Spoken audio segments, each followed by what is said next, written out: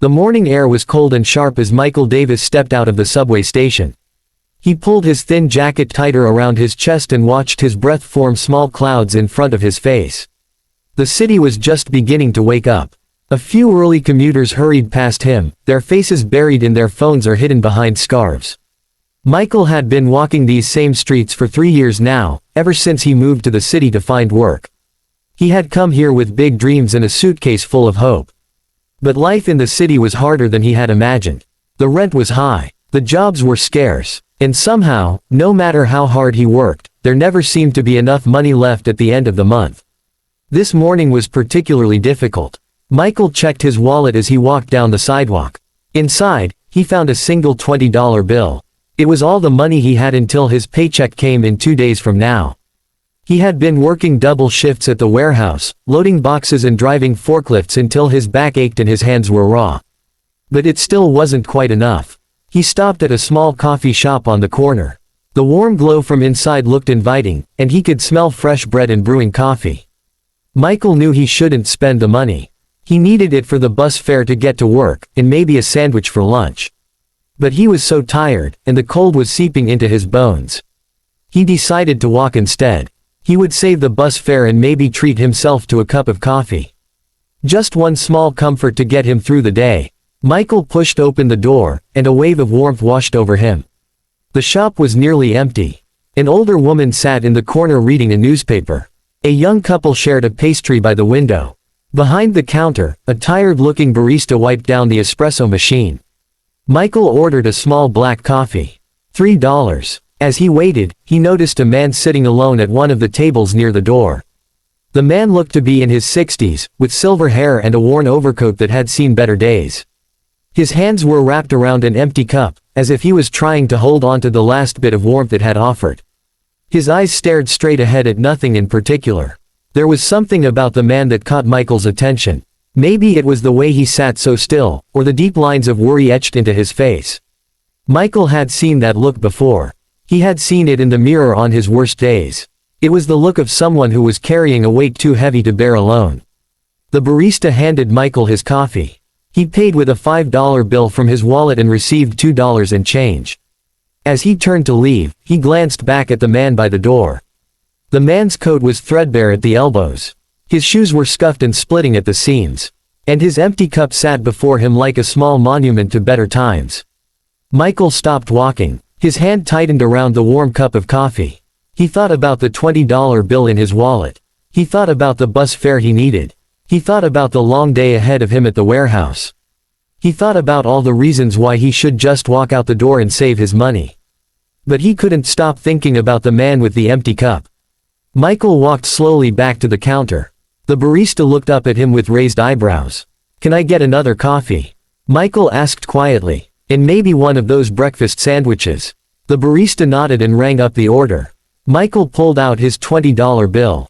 It was the last of his money. His hand hesitated for just a moment before he handed it over. The total came to $11.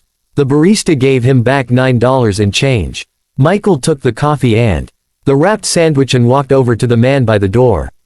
His heart was beating fast now. He wasn't sure what he was going to say.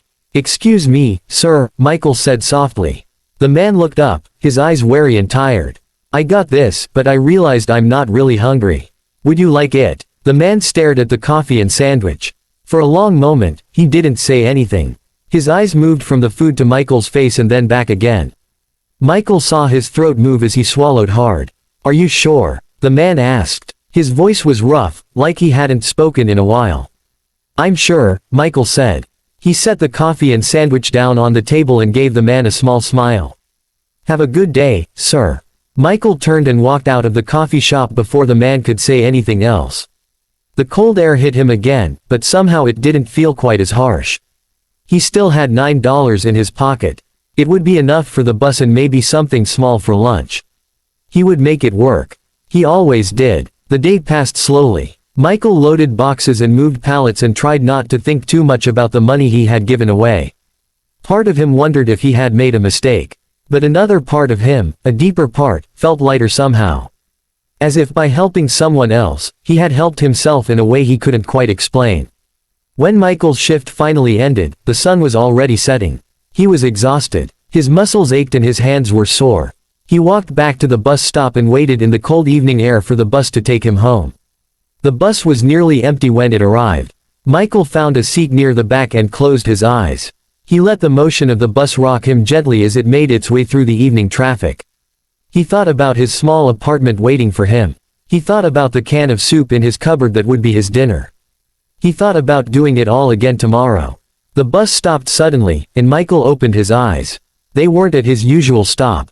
The driver had pulled over in front of a small office building. A man in a suit climbed aboard, said something to the driver, and then looked down the aisle of the bus. His eyes scanned the faces of the few passengers until they landed on Michael. "Are you Michael Davis?" the man called out. Michael's heart jumped. He didn't recognize this man. He hadn't done anything wrong, had he? He stood up slowly. "Yes, that's me." The man smiled and walked down the aisle toward him. "My name is Robert Chen. I'm an attorney. I've been trying to reach you for 2 weeks now. The address we had on file was old, and your phone number wasn't working." Michael's old phone had stopped working a month ago, and he hadn't had the money to fix it yet. "I don't understand," he said. "Why are you looking for me?" Robert Chen reached into his briefcase and pulled out some papers. "It's regarding your uncle, Henry Davis. I'm very sorry to tell you that he passed away 3 months ago." Michael felt the world tilt slightly. Uncle Henry. He hadn't seen him in years. They had lost touch after Michael moved to the city. "I didn't know," Michael whispered. "Your uncle left a will," Robert continued. "And he named you as his sole beneficiary. He left you his house and his savings. It's not a fortune, but it's substantial. Around $200,000, plus the property." Michael couldn't speak. He stared at the lawyer, trying to make sense of the words. $200,000. A house. It wasn't possible. Things like this didn't happen to people like him. "I know this is a shock," Robert said gently. "But it's all legitimate. I have all the papers here. We can meet tomorrow at my office to go over everything. Here's my card." Michael took the card with shaking hands. The bus driver was watching them in the rearview mirror. The other passengers had turned in their seats to look. "Why today?" Michael asked. "Why did you find me today?" Robert smiled. "I've been writing different bus routes after work for a week now, showing your photo to drivers and passengers. Today, someone at the coffee shop this morning recognized you from the picture. The man you gave breakfast to. He told me which bus you usually take. I called your employer to confirm your shift time and caught this bus hoping I'd find you." Michael felt tears prick at his eyes. The man from this morning. The man with the empty cup and the worn coat. If Michael hadn't stopped. If he hadn't given away his last bit of money. If he had just walked past like everyone else did. "He wanted me to give you this," Robert said, handing Michael a small piece of paper.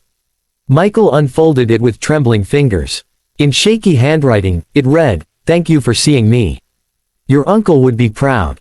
Michael sat down heavily in his seat. The bus started moving again.